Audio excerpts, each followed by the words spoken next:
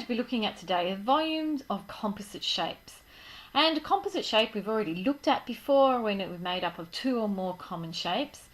And to find the volume, what we can do is we can add or subtract the volumes of each of the common shapes. So it's just like when we find the area of composite figures. So if I have a look at this one here, you can see that I've got a composite shape and I'm being asked to find its volume. We also know that the formula to find a volume is the area of the cross-section times its height. And for this L-shaped piece, what I'd like to do is probably find the volume of the area of this cross-section and then multiply it by 3, which is my height, which gives us its three-dimensional shape. So if I try and find the area of this shape first of all, you can see I can actually divide this up into two different parts. Here I've got a rectangle which is 10 by 6. So the area of the first rectangle is 10 by 6.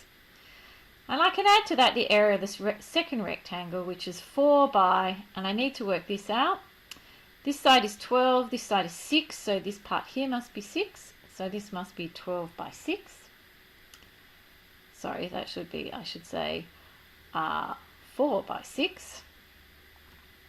And if we work that out, what I get is 84 centimetres squared. So now to find the volume is the area of the cross-section. The cross-section is 84, which I've just found.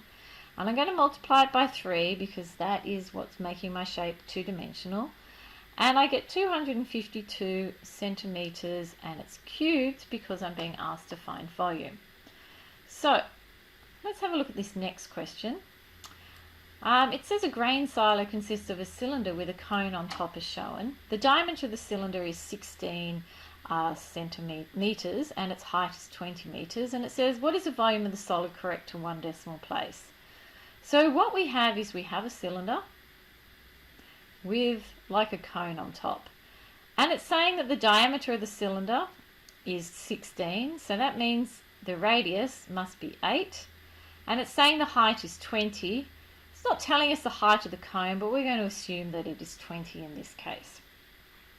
So we know the diameter is 16, so the radius is 8. It's a good idea to write that down to show that you know what you're doing.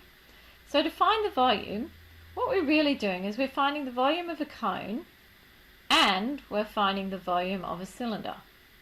And we can do this all in one step. Now the volume of a cone we know is 1/3 pi r squared h, and the volume of a cylinder is pi r squared h. So now we can just substitute in our numbers. 1/3 times pi times my radius is 8 squared, times my height, which is 20. And for the cylinder it's pi times my radius, which is 8 squared, times by my height, which is 20. And if we work that out, we get 5,361.65 metres cubed. It says to give our answer correct to one decimal place, so that's approximately 5,361.7 metres cubed. And that's how easy it is. So let's have a look at our question 3. Kate's family hired this marquee for her 18th birthday. Find its volume correct to the nearest cubic metres. Now the thing that's been missing on here is this is actually a square-based pyramid, but we're finding the volume. So the volume is this square prism. So to find that, the area of a prism is the area of the base times the height, plus we have a pyramid, and the area of a pyramid is 1/3 the area of its base times its perpendicular height. Now, the confusing thing about this question is this height is not actually the height of the pyramid. If you remember when we did do this before, we needed that perpendicular height with the base of our pyramid. So can you see, if I was to redraw this small part here, I draw down here and across and down. Can you see I've got a right angle triangle where my hypotenuse is 8.4. This is the perpendicular height of my pyramid that I'm trying to find out. And this side, well, if this side is 16, this much of it is half of 16, which is 8. And so by our great friend Pythagoras, we can work out that the hypotenuse squared is one side squared plus the other side squared. And if we work this out, I get h squared being some number that I can't think of right now. Yes, 6.56. So that means h is equal to the square root of 6.56.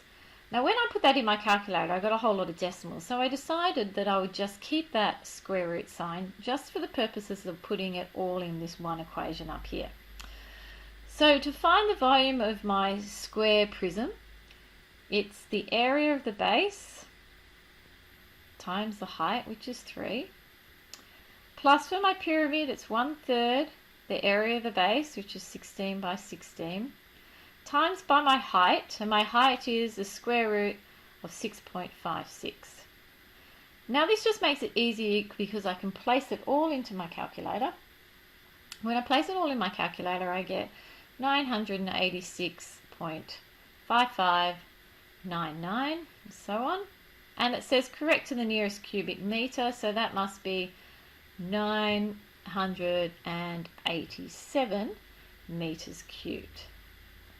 So one more question to do, and it's this word question. A water storage tank is in the shape of a cube. So we've got something in the shape of a cube, so I guess the first thing I should do is possibly draw a cube, if I could. And you should be drawing some kind of cube as well. With side length 1.8, because it just helps us to focus in on what I'm actually doing. And it's a cube, so all sides are the same. And it says it's surmounted by a cylinder. So surmounted means there's a cylinder sitting on top of it. Here it goes. Or I should say the cylinder. I've probably drawn this the wrong way, but I'm going to put the cylinder on top. It's probably sitting on top because it's a tank, and this is possibly the base holding it up. So it possibly looks something like this. But anyway, I've drawn it upside down. It doesn't really matter because what we have really is a cylinder and a cube joined together. Now it says my cylinder has a diameter of 1 meter. So if it has a diameter of 1 meter, that means the radius must be 1/2 meter and a height of 1/2 meter. And it says find the capacity of the tank. Now we did get confused a lot last year by this word capacity. As soon as you're finding capacity, you're finding how much something holds. But in order to find out how much something holds, you must find the volume. So let's find the volume of this shape first. First of all, we've got a normal prism and we've got a cylinder. Our cylinder is pi r squared h. So the volume of my cube is going to be 1.8 by 1.8 by 1.8, so that's 1.8 cubed, plus pi times my radius, which is 0.5, we already know that now, squared, and the height is also 0.5, so that could have been 0.5 cubed, but I didn't do it that way. And we put that in our calculator and we get 6.224699, something like those, meters cubed. Now capacity is like how much something can hold, and our capacity is usually in milliliters and liters. And this one's saying correct to the nearest 100 liters. Now the thing is, on your formula sheet, you need to know that there is a conversion here that says that 1 meter cubed is 1,000 liters. That is on your formula sheet. So if I've got 6.224699 meters, what I have to do is multiply that by 1,000. And when I multiply by 1,000, what I get is my answer being 6,224, so 6,224.699. And the question says to the nearest 100 litres. Well, this is thousands, here is hundreds. Having a look at that too means I'm not going to do any rounding up, but I am going to replace those numbers with zeros to hold the place value, and this is litres. So 6,200 litres, and there we get our answer. Good luck with the work from the textbook. If you have any questions, you know where to find me.